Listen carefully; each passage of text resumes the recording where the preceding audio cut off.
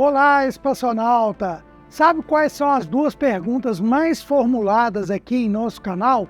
As que mais respondem mensagens aqui no YouTube e também em minhas redes sociais? Como escolher um telescópio?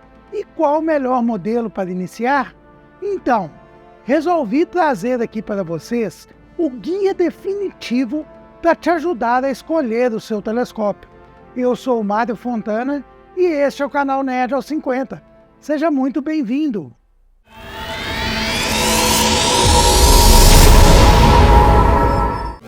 Tudo começa assim. Você se interessa por astronomia, começa a observar o céu e numa noite estrelada você pensa, a hora é agora, vou comprar o meu primeiro telescópio. Excelente! Mas, e aí? São tantos tipos, modelos, preços que variam de 100 a mais de 10 mil reais. Assista este vídeo até o final para saber exatamente o que observar na hora de adquirir o seu primeiro telescópio astronômico. Antes de eu te falar quais os melhores modelos de telescópio, vai aqui a pergunta do milhão. Você tem noção do que vai ver por um telescópio?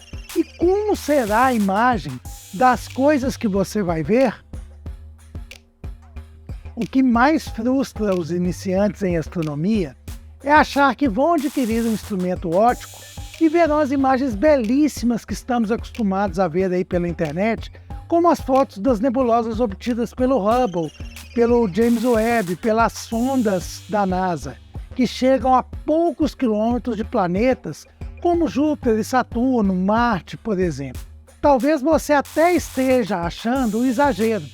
Por isso eu trouxe aqui a imagem de uma sequência de objetos celestes em telescópios amadores e também de sondas ou telescópios espaciais da NASA. Compare! As imagens apresentadas aqui pelos telescópios amadores são fotografias e foram pós-processadas. Assim elas possuem uma qualidade ainda melhor do que quando vistas diretamente ao telescópio. Os vídeos que o Flávio Fortunato nos cedeu para este conteúdo deixa bem claro. Ele mostra em vídeo e depois uma foto pós-processada. Na descrição aqui, inclusive, tem um link para o canal do Flávio Fortunato.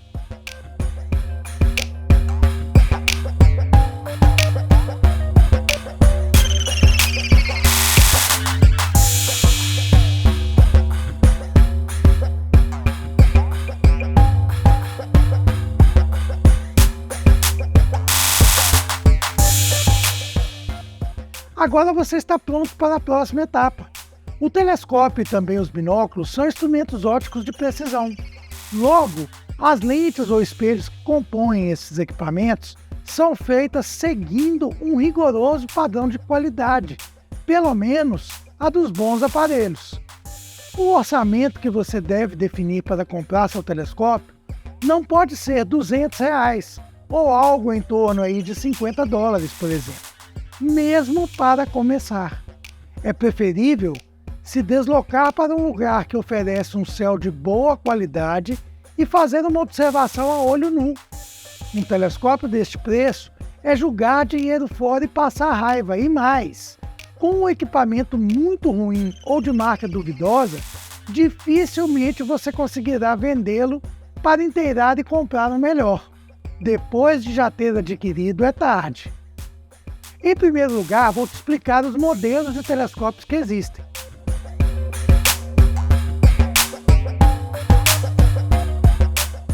O refrator. Normalmente os tubos dos refratores são mais longos. Eles usam sistemas de lentes apenas. A luz entra pela lente objetiva, que é a parte do telescópio que está apontado para o objeto. Sacou aí? Objetiva, objeto. Sofre uma refração, daí o nome refrator.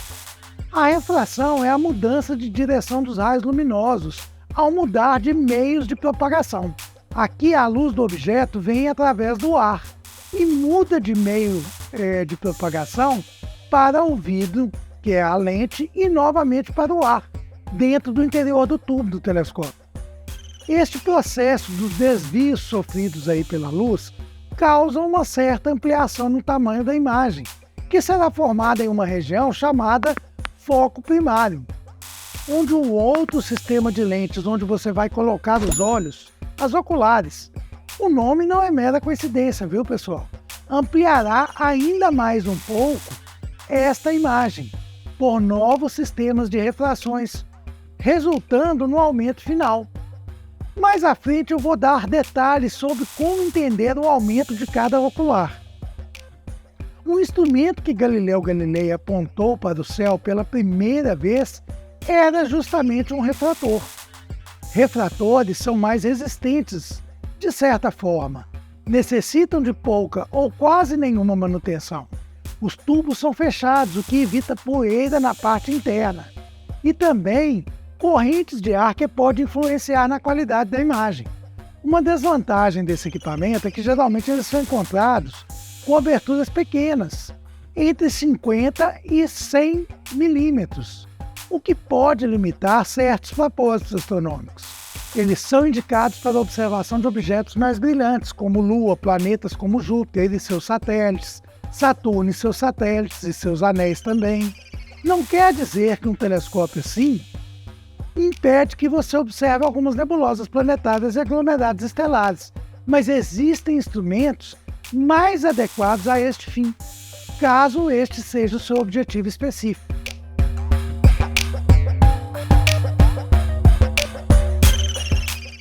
Os refletores. Neste tipo de equipamento, a luz é coletada por um espelho, localizado no fundo do tubo, e forma uma imagem à frente no foco primário, onde outro espelho desvia a luz para a ocular. O modelo mais comum deste tipo de telescópio é o newtoniano, que foi inventado por Isaac Newton. Este é o modelo mais simples de se encontrar, tanto que os astrônomos que resolvem confeccionar os próprios telescópios geralmente constroem este modelo. Os newtonianos correspondem à grande maioria dos instrumentos artesanais e caseiros. Refletores são mais indicados para objetos com pouca luminosidade, como nebulosas e galáxias, mas você conseguirá observar a Lua e planetas com eles. Esses equipamentos têm os tubos abertos e, lembrando que o espelho está no fundo do tubo, dão um pouco mais de trabalho com manutenção e limpeza do que no caso dos refratores. Nos refletores, o sistema de espelho precisa estar sempre bem alinhado, o que é chamado de colimação, e pode ser necessário proceder a este ajuste em algum momento. Um procedimento que vou te falar, viu? Eu acho um tanto quanto tedioso. Durante as observações, correntes de ar dentro do tubo podem interferir na qualidade da imagem, até que a temperatura do interior do equipamento se iguale à temperatura ambiente. Por isso é necessário deixar o equipamento no local de observação por um certo tempo, antes de iniciar o trabalho, para que as duas temperaturas, tanto a do interior quanto a do exterior do equipamento, se igualem.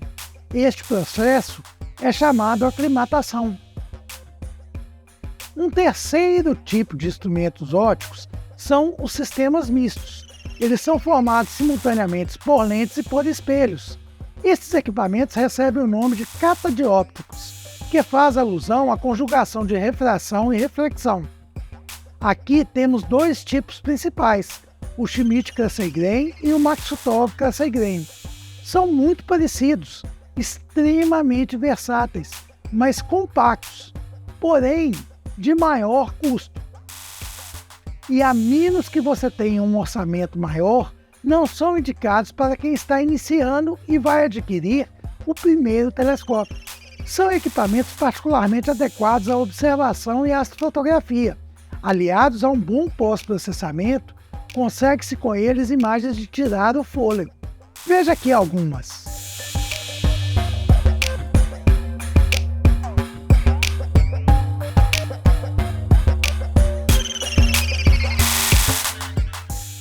A abertura dos telescópios é um fator importante e determinante para a qualidade final das imagens. Então, é interessante que você considere este quesito. Em refratores, a abertura é dada pelo diâmetro da lente objetiva. Analogamente, nos refletores, é o diâmetro do espelho principal.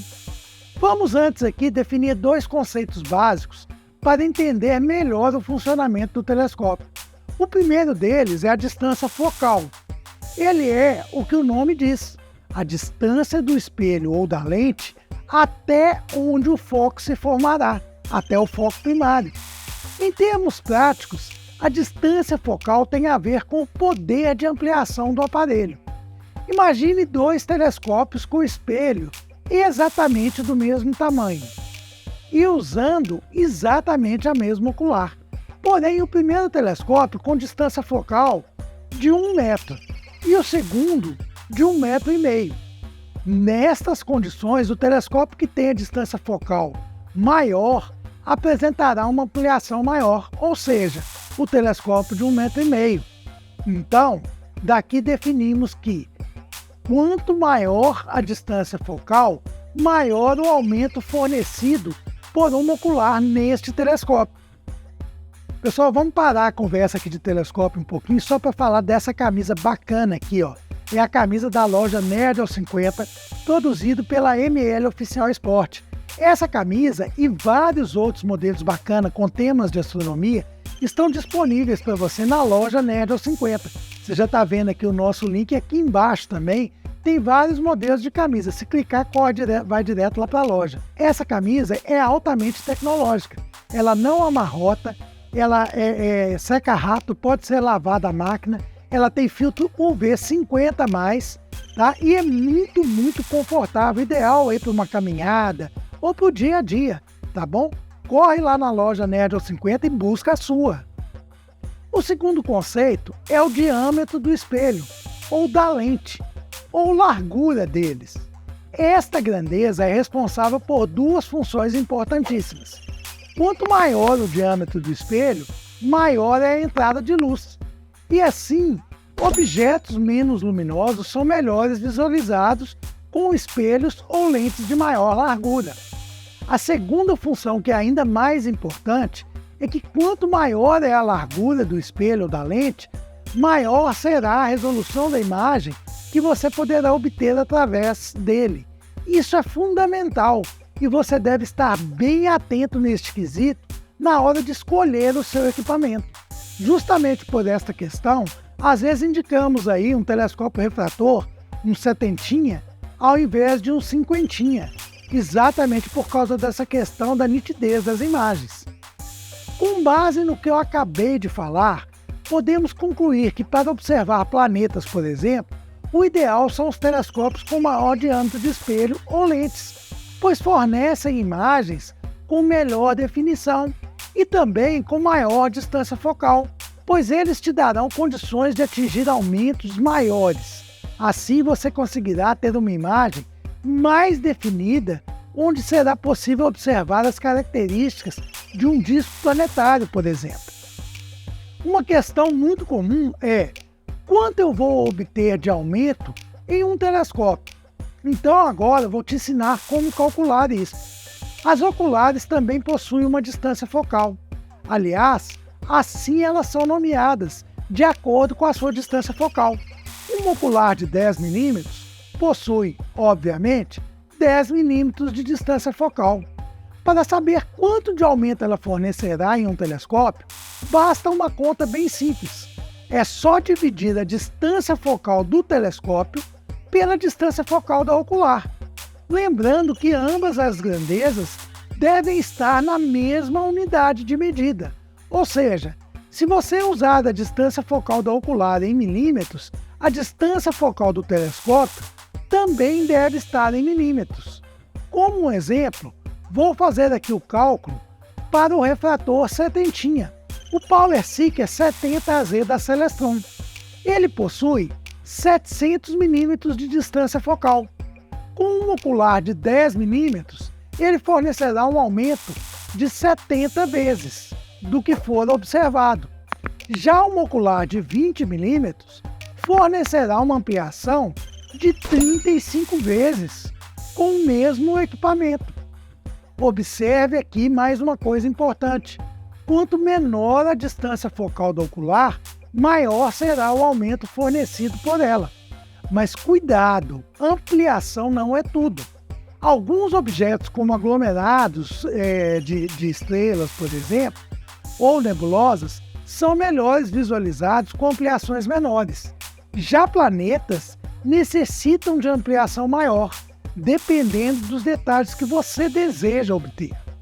Se você é um apaixonado por observação de planetas, pode ser tentado a pensar que comprar um ocular com a menor distância focal possível vai ser uma grande solução para a sua observação, pois isso vai te dar a maior ampliação possível, certo? Sim, isso é certo matematicamente, mas na prática não é bem assim que funciona. Existe um conceito chamado ampliação máxima útil, e aqui as opiniões entre os especialistas e óticos não são bem um consenso, mas basicamente o maior valor de ampliação que um telescópio pode atingir de forma satisfatória, sem que a imagem se degrade, é o dobro do diâmetro do seu espelho ou lente principal.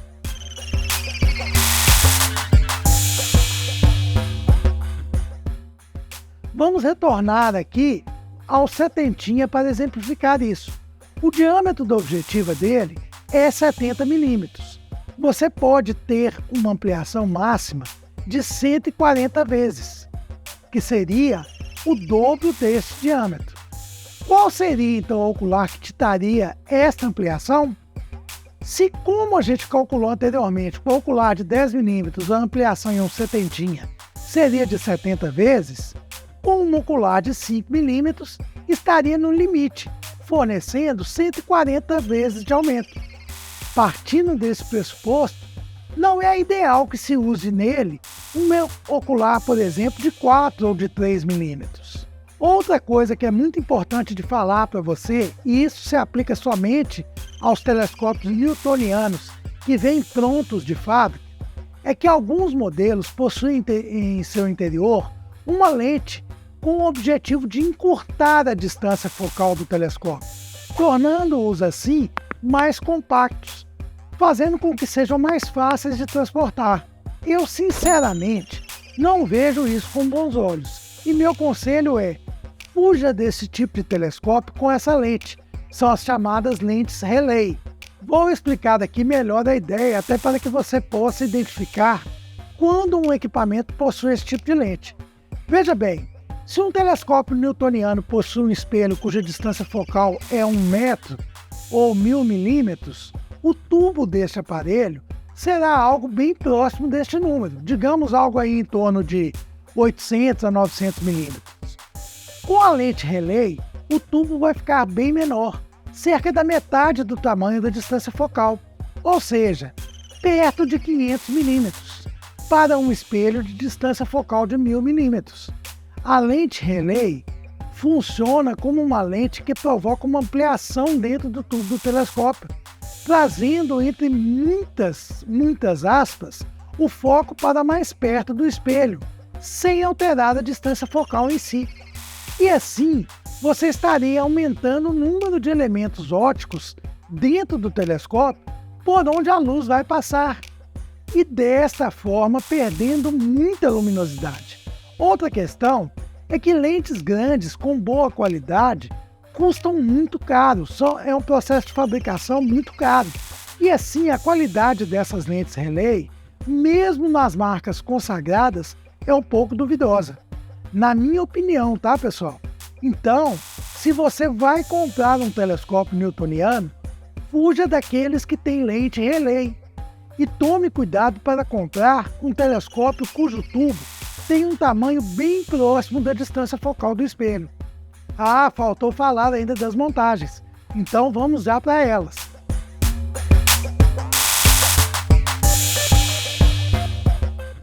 A montagem é a peça que une o tubo do telescópio ao tripé ou base de sustentação. Embora exista uma enorme gama de montagens, eu vou falar aqui das 3 mais comuns.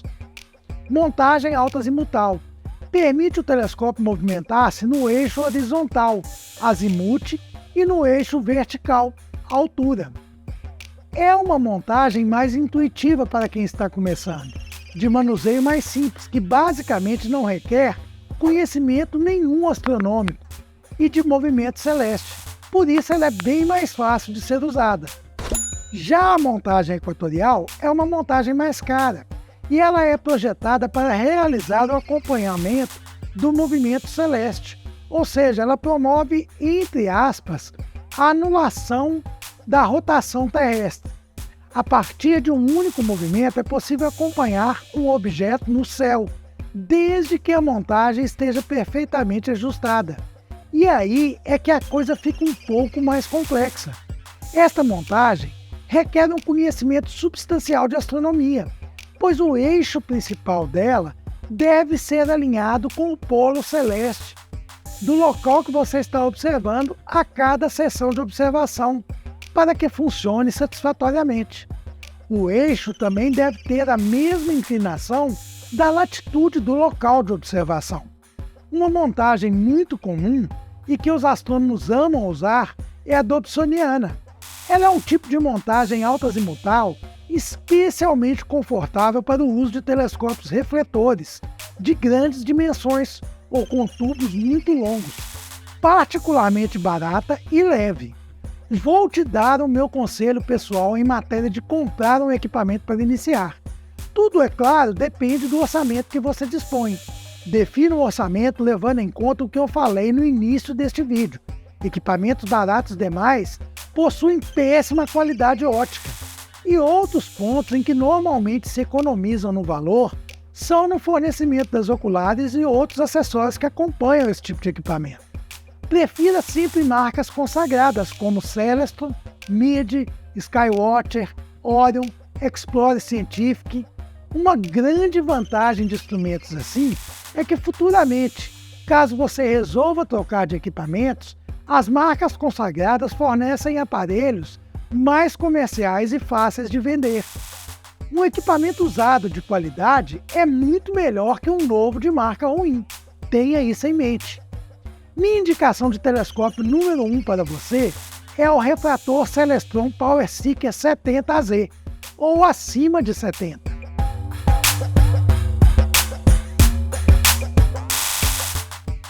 Na minha opinião, o melhor telescópio para quem está iniciando custa novo em torno de $500, cerca de R$ 2.300 por aí, na cotação do dia em que estou gravando este vídeo. Se você possui um pouco mais de capital para investir, ou mesmo futuramente, seria interessante comprar oculares especiais como a Celestron Omni, por exemplo. Um kit interessante seria o composto pelos tamanhos 32, 15, 9 e 5 mm. Uma lente de Barlow, também da Celestron Omni, de pelo menos 2 vezes, excelente opção para compor o seu kit. O custo é o mesmo das oculares. Estas imagens da Lua eu fiz com o telescópio PowerSeeker 70AZ e um ocular de 15 mm Celestron Omni. Em algumas das imagens foram usadas uma Barlow de 2 vezes. Todas essas imagens foram gravadas com um adaptador de celular simples e um smartphone Note 8T da Xiaomi. Observe que a aberração cromática nas bordas da Lua são devidas exatamente à qualidade ótica da câmera do celular. Nesse primeiro trecho foi usado o telescópio e um ocular de 15 mm. Veja a foto feita com este setup e tratada no Adobe Lightroom. E agora o telescópio, a ocular de 15 mm e a Barlow 2 vezes. A foto deste setup também foi tratada no Lightroom. Mantendo o setup e com um zoom digital pequeno no smartphone, esta foi a imagem. Veja a foto que obtive. Quem busca aí o seu primeiro telescópio e vê a minha indicação do Celestron PowerSeeker 70Z, já me perguntou qual a diferença dele para o StarSense Explorer LT70AZ, também da Celestron. Bom, em termos ópticos, os dois equipamentos são exatamente iguais, tanto no diâmetro da objetiva, 70 mm, quanto na distância focal, 700 mm. Porém, o StarSense custa cerca de $90 a mais que o PowerSeeker, porque possui um acabamento bem melhor, um tripé mais robusto, e uma coisa muito legal que ele tem é uma base onde você encaixa o seu smartphone. E usando um exclusivo software da Celestron, o Star Sensor Explorer, alinhado ao telescópio, você vê na tela do celular os objetos interessantes que existem na região para onde o telescópio está apontado. E com o auxílio de setas fica fácil guiar o instrumento para estes objetos, o que facilita muito a vida para quem está observando. Esta é uma excelente escolha se você tem aí o orçamento um pouquinho maior, coisa em torno aí de $600. Outra coisa, pessoal, muitas pessoas me perguntam se o Satentinha Skywatcher ou Meade é tão bom quanto um Celestron. E a resposta é sim. Então, por que será que eu indico a Celestron? É simples.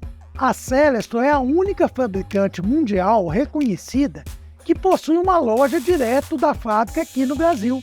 Isso é fantástico. Quando você compra um telescópio na Celestron Brasil, está comprando direto da fábrica. E aí existem diversas vantagens. Garantia especializada em nosso país, excelente atendimento com esclarecimento de dúvidas, inclusive via WhatsApp. E isso constitui um suporte que nenhum outro fabricante nos oferece aqui no Brasil. Por último, a Celestron é a única fabricante mundial que oferece uma garantia de 2 anos na compra de qualquer telescópio. Então, meu conselho final é: se você vai comprar um telescópio, dá uma passadinha na Celestron Brasil sem compromisso e faça lá o seu orçamento usando o nosso cupom de desconto exclusivo NERD50. Com ele, você terá 10% de desconto na compra de qualquer equipamento no site. Bacana demais, né? Outra coisa, pessoal, eu falei muito aqui dos refratores porque o custo para quem está iniciando é mais barato. Mas a Celestron tem uma linha completa, tanto de refletores como de telescópio catadióptricos, viu? Dá uma olhada lá.